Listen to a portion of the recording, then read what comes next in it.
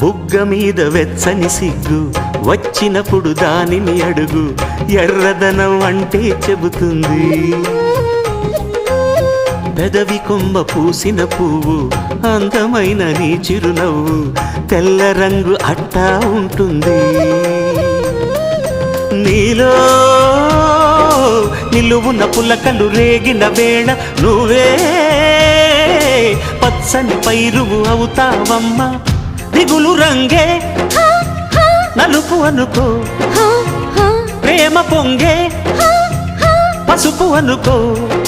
భావాలను గమనిస్తుంటే ప్రతి రంగును చూస్తున్నట్టే, చూపులు ఎవరివైనా చూపించే లోకం ఒకటి.